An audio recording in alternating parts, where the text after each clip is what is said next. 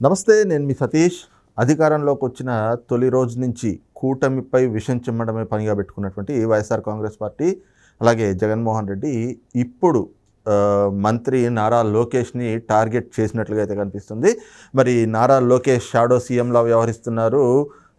మొత్తం శాఖలు ఏవైనా కూడా ఆయనదే పెత్తనం నడుస్తుంది. మరి పవన్ కళ్యాణ్ని డమ్మీ చేశారు. ఇదంతా కూడా చంద్రబాబు చేస్తున్నటువంటి కుట్ర అనేటువంటి ఒక ప్రచారాన్ని, ఒక కుట్రపూరితమైనటువంటి ప్రచారంగా అయితే మాత్రం టీడీపీ కూడా అభివర్ణిస్తున్నటువంటి పరిస్థితి. అయితే నిజంగా ఈ రకంగా లోకేష్ని టార్గెట్ చేయడం వెనక వైసీపీ కుట్ర ఏమిటి అనేటువంటి అంశాలు మనతో విశ్లేషించేందుకు ప్రముఖ రాజకీయ విశ్లేషకులు అడిసిమల్ శ్రీనివాసరావు గారు ఉన్నారు. సార్ నమస్తే.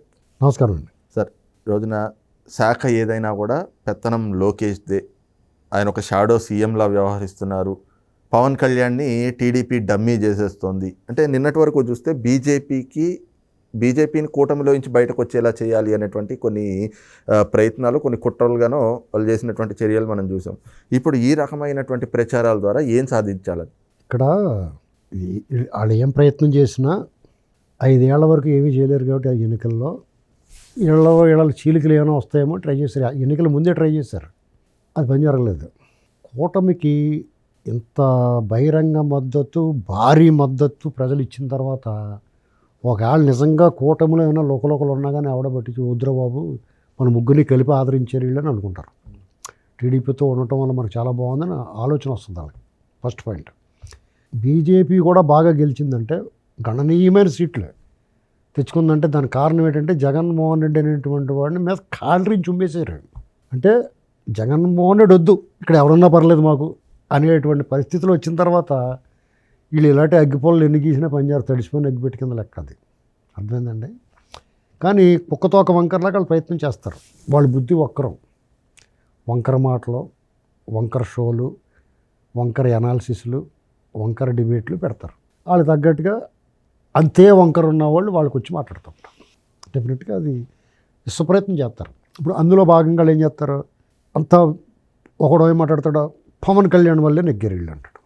ఇంకొకటి వచ్చి ఏం మాట్లాడతాడో మోడీ గారు ఉండబట్టి గెలిచాడు అంటాడు. అలాగా అప్పుడేమవుద్ది, టీడీపీ వాళ్ళు వాళ్ళు నెగ్గాడు, మా వాళ్ళు నెగ్గారు అనాలి.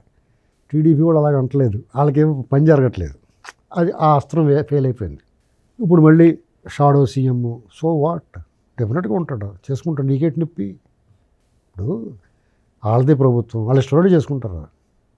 ప్రజలకు ఇబ్బంది కలగినంత వరకు, మీకు మళ్ళీ దోపిడీలు చేయనంత వరకు, మీకు మళ్ళీ మూడు ప్రాంతాలు ముగ్గురు పనిచేసుకుని అలా కొల్లగొట్టేనంత వరకు వాళ్ళు అధికారం ఎవడ ఎలగబడతాయేటి? పవన్ కళ్యాణ్ గారిని డమ్మీ చేయడం అనేటువంటిది జరగని పని అది. చంద్రబాబు నాయుడు గారు, లోకేష్ పవన్ కళ్యాణ్ని చిరంజీవి, నాగేంద్రబాబు కంటే ఎక్కువ ప్రేమించేస్తున్నారు. అర్థమైందా? కాబట్టి అసలు వీళ్ళ మధ్య ఎవడన్నా పొల్ల పెడదామనుకుని ట్రై చేస్తే కూడా వేస్ట్, టైం వృధా, సమయం వృధా. ఎందుకంటే వాళ్ళ బాండింగ్ వాళ్ళు ఎలా లెక్కేసుకున్నారంటే, మనం 30 ఏళ్ళు జగన్మోహన్ రెడ్డి అనుకున్నట్టు అనుకుని ఉంటారు వాళ్ళు. అంత దారుణంగా అనుకోపోయినా 10 ఏళ్ళు కనీసం కలిసి ఉండాలని అనుకుంటారు. ఎందుకంటే రాష్ట్రం, వాళ్ళ దృష్టి అంతసేపు రాష్ట్రం. ఎందుకంటే మనం అన్నీ రెడీ చేసేటోడికి మళ్ళీ ఆ కుక్క వచ్చి కుండలో మూతెడద్దేమో అని. ఇప్పుడు అందంగా వంట చేస్తారు, మీరు వడ్డించుకుని తిందామని కూర్చుని లోపల కుక్క వచ్చి కుండలో మూతెట్టిందంటే అని చెప్పి పడతారు కదా. అలా చేసాడు అతను. కుక్క కుండలో మూతి పెట్టినట్టే జగన్మోహన్ రెడ్డి మన అధికారంలో రావటం అంటే 2019లో. ప్రజలు మళ్ళీ అతను రానిత్తరంగా ఉన్నారు. మీరు అతను చూస్తే గజగజ వణికేసి భయపడిపోయి అతన్ని వద్దనుకున్నారు. మామూలుగా అయితే వీళ్ళు గెలుతున్నారు, 125, 130 సీట్లు వచ్చి గెలుతున్నారు కూటమి. కానీ జగన్మోహన్ రెడ్డిని 11 సీట్లు, నా లెక్క ప్రకారం అయితే అతను సింగిల్ డిజిట్ దాటకూడదు. అలాగా రావాల్సిన వాడు 11 సీట్లు వచ్చేసినాయి. దాని అర్థం ఏంటి? అతను వద్దురా బాబు అనుకున్నారు వాళ్ళు, భయపడిపోయారు. ఇంత అరాచకం, ఒక్కొక్కటి పుట్ట తవ్వినట్టు సేవలు పాముల పుట్టలోంచి వచ్చినట్టు వస్తున్నారు జనం అంతా బయటికి. వాళ్ళ అరాచకాలు, అక్రమాలు, దోపిడీలు అన్నీ ఇంకా వీళ్ళు మొదలెట్టలేదు. వీళ్ళకి కోటింగ్ డెఫినెట్గా మొదలెడతారు. ఇప్పుడు మాట్లాడిస్తున్నారు. ఇప్పుడు వాళ్ళు సైలెంట్గా ఉన్నా మనల్ని ఏం చేయట్లేదు కదా అని మాట్లాడుతున్నారు. కొంతమంది అధికారులు ఇంకా ఆ పాత వాసన పోలేదు, ఇంగువ కట్టిన గుడ్డలాగానే. ఇంగువ కట్టిన గుడ్డకి ఏమవుతుందంటే ఇంగువ వాసన వస్తూ ఉంటుంది. అలాగే మాట్లాడుతున్నారు, చేష్టలు చేస్తున్నారు. పెన్నెల్లి రామకృష్ణారెడ్డి తమ్ముడు ఎన్నాళ్ళైంది పారిపోయి, ఇప్పుడు వరకు పట్టుకోలేకపోయారు. ఆ కృష్ణా జిల్లా ఎస్పీ అతను ఓవర్ యాక్షన్ డెఫినెట్గా జగన్ ప్రేమికుడు అతను. ఇలాంటివి కొన్ని ఉన్నాయి. అవన్నీ ఒకటొకటి అరిగెట్టుకుంటూ వస్తారు, చూస్తారు, అబ్జర్వ్ చేస్తారు. చంద్రబాబు నాయుడు గారు పవన్ కళ్యాణ్ ఒకళ్ళనొకళ్ళు సంప్రదించుకోకుండా ఏమీ చేయట్లేదు. మొన్న ఏదో కూడా బహిరంగంగా చెప్పాడు, పవన్ కళ్యాణ్ గారితో కూడా సంప్రదించి మిగతా నిర్ణయం తీసుకుంటామని చెప్పాడు ఓపెన్గా అక్కడ ఢిల్లీలో ఏదో మాట్లాడినప్పుడు. ఆయన వీళ్ళు ట్రై చేస్తారు. వీళ్ళ బుద్ధి అలాంటిది, కుక్క బుద్ధి వీళ్ళది. ఇప్పుడు ఏదన్నా శుభ్రంగా కనపడితే కాలు ఎత్తుకు వచ్చిపోతుంది కదా కుక్క వెళ్ళి, అలాంటి వాళ్ళు వీళ్ళు. మీరు ఇక్కడ దీని పరిష్కారం ఒకటేనండి, ఈసారి కొంచెం కఠినంగా వ్యవహరించాలి వీళ్ళు. ఎవరు ప్రజాశ్రేయస్ కోసం జారీ చేయబడింది అంటారు చూసారా, ప్రజాశ్రేయస్ కోసం, ప్రజల ప్రాణరక్షణ కోసం జారీ చేయబడిన ఆదేశం అన్నట్టుగానే ఇలా ఎవడైతే నోటుకొచ్చినట్టు మాట్లాడుతున్నాడు మొహం మగలు కొట్టాలి, అప్పుడు దారిలోకి వస్తారు. అబద్ధాలు మాట్లాడిన ప్రూవ్ చేయరా అన్నాడు. ఇప్పుడు జగన్మోహన్ రెడ్డి మొన్న 36 మంది చంపేశారన్నారు కదా, కూర్చోబెట్టి అడగల, ఏది ఎక్కడ చూపించు, లిస్ట్ అడిగితే లిస్ట్ వాళ్ళ పేర్లు చెప్పు. ఒకవేళ చచ్చిపోతే నువ్వు ఎందుకు వెళ్ళలేదు, ఏడు మోహం వేసుకుని ఇక్కడ ఒకదానికి ఎందుకు వచ్చావు నువ్వు అని అడగాల. నీకు ఇష్టం కదా సేవాలంటేని, రాబొందులాగానే నువ్వు వెళ్ళిపోతావు కదా నవ్వుకుంటాను, నవ్వుకుంటానే, అక్కడికి ఎందుకు వెళ్ళలేదు అని అడగాల. ఇలా అడిగి అంతరంగానే బిల్డప్ చేసి అలాగ అడగకాళ్ళు ఇతను చేసిన విధ్వంసం అవన్నిటిని పోగొట్టుకుంటున్నారు పాపం వాళ్ళు. అన్నీ ఒక దగ్గర చేర్చి జాతకి ఏం చేయాలి ఇటు అగాధంలో పెట్టేసాడు కదండి. అమరావతిని ఎంత సర్వనాశనం చేశాడండి పాపం, పోలవరం ఎలా చేసాడండి. వీళ్ళు సిగ్గులేదు ఇంకా మాట్లాడతానికి, బుద్ధి ఉంది వాళ్ళకి. చంద్రబాబు నాయుడు గారు మోసగాడ, 1వ తారీఖు పెన్షన్ ఇస్తున్నాడు, 1వ తారీఖు జీతాలు ఇస్తున్నాడు, పెన్షన్ అందంగా ఇచ్చాడు, 2వ నెల ఇచ్చేసాడు ఆల్రెడీ. 3 నెలల ముందు నుంచి ఇస్తాన్నా 3,000 పోయిన నెలలో ఇచ్చేసాడు. ఆ 5 హామీలు సంతకాలు పెట్టి అమల్లోకి వచ్చేస్తున్నాయి, అన్నా క్యాంటీన్లు పెట్టేస్తున్నాడు, డిఎస్సి రిలీజ్ చేస్తారు. అసలు వాళ్ళంట నోరు అడిపోద్ది వీళ్ళకి ఇలాంటి మాటలు మాట్లాడితే. ఇదివరకట్లాగా ఇప్పుడు వీళ్ళు అమరావతి రైతుల్ని ప్రజల్లో పెట్టిన కష్టానికి వీళ్ళకి అడ్రస్ లేకుండా పోయారు. ఇంకా ఇలాంటి అబద్ధాలు మాట్లాడిన వాడికి కాలు చేయబడిపోద్దండి. ఇది నేను శాపనకారం కాదు, ఇది నిజం. ప్రకృతి ఏం చేస్తుంటే ఊరుకుంటుంది, ఎన్నాళ్ళు ఊరుకుంటుంది. ఇంత అరాచకాన్ని సహించలేక కదా ఇప్పుడు ఇవాళ గదగద వణికేస్తున్నారు కదా వాళ్ళు. ఎప్పుడు కేసు పెడతారో, వీళ్ళు ఇంకా రెడ్ బుక్ ఓపెన్ చేయలేదు, ఎప్పుడు ఓపెన్ చేస్తారో అన్న భయంతో చచ్చిపోతున్నారు. వాళ్ళు ఓపెన్ చేస్తే కొడలేపరు, వాళ్ళు ఓపెన్ చేస్తారు ఇంకో సరే.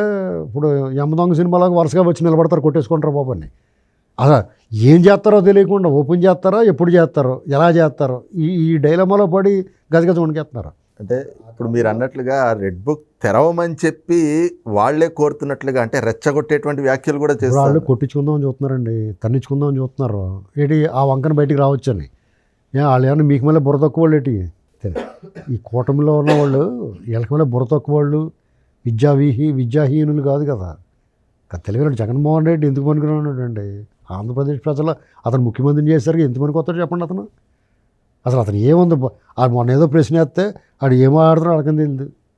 చావుగడికి వెళ్ళి మీకు అమ్మఒడి వచ్చిందా ఇలాంటి మాటలు మాట్లాడుతున్నాడు. అతను అసలు ఎందుకు ఎన్నుకున్నారో, ఆయన ఎందుకు ప్రేమిస్తున్నారో, దానికి లక్షణాలు ఉండాలి కదా, కొన్ని క్వాలిటీస్ ఉండాలి కదా. అసలు ఏం చూసి అతను వీళ్ళు అభిమానిస్తున్నారు. అందుకనే ఇప్పుడు జగన్ అభిమానం అన్నా కూడా ఎవడన్నా కానీ, జగన్ ప్రేమికుళ్ళు అందరినీ కూడా వైరస్ కింద చూడాలి, రోగకారక క్రిముల కింద చూడాలని, ఆంధ్రప్రదేశ్ పెట్టిన దరిద్రం కింద చూడాలని. మందవెళ్ళి ఇతనికి పూజలు చేయించాలి, వీడు పట్టకుండా వదిలేయాలరా బాబు అని. వాళ్ళని క్షమించకూడదండి. ఎందుకంటే మీరు ఈ దేశంలో అనేక రాష్ట్రాలు ఉన్నాయి, అనేక పార్టీలు ఉన్నాయి, ప్రభుత్వాలు మారినాయి, అధికార ప్రతిపక్షాలు ఉంటాయి. ఎవడో ఎంత క్రూరంగా తన సొంత రాష్ట్రాన్ని నాశనం చేసుకుని కూడా ఎవడుంటాడండి. అసలు తను కూర్చున్న కొమ్మ నరికేసుకునేవాడు అసలు మనిషి జన్మ ఎత్తాడా? అమరావతిని ఏం చేశాడు? వాళ్ళు చావాళ్ళు చెప్తున్నారు ఇప్పుడు దాన్ని పోగొట్టడానికి. మళ్ళీ సిగ్గు లేకుండా మళ్ళీ అది కలిసి ఉంటే ఏంటి, కలిసి లేకపోతే ఏంటి, లోకేష్ పేతం చేస్తాడు, నీకేంటి నొప్పి చేస్తాడు, సో వాట్, ఎందుకు చేయకూడదు? రైట్, ఇది చూస్తున్నాం కదా పూర్తిగా. ఏదైతే ప్రజలు తీర్పుని కూడా ఈ రోజున అవహేళన చేసే విధంగా వైఎస్ఆర్ కాంగ్రెస్ పార్టీ కూటమి ప్రభుత్వం అధికారంలోకి రావడాన్ని, దానిపైన అక్కసు వెళ్ళగక్కే విధంగా కూటమిలో ఎలా అయినా చీలికలు తేవాలనేటువంటి కుట్రపూరితమైనటువంటి ప్రయత్నాల్లో భాగంగానే ఈ రోజున నారా లోకేష్ని టార్గెట్ చేస్తూ ఈ రకమైనటువంటి దుష్ప్రచారాలు అయితే చేస్తున్నారు. కానీ ఇంకొక 10 ఏళ్ల పాటు కూటమి ప్రభుత్వమే కొనసాగుతుంది. ఆ పార్టీలో చీలికలు తెచ్చేటువంటి కుట్రలు ఎన్ని చేసినా అవి అన్నీ కూడా విఫల యత్నాలుగానే మారుతాయి అన్నటువంటి భావాన్ని కూడా ప్రముఖ రాజకీయ విశ్లేషకులు అడిసిమల్ శ్రీనివాసరావు గారు వ్యక్తం చేస్తూ ఉన్నారు. Thank you.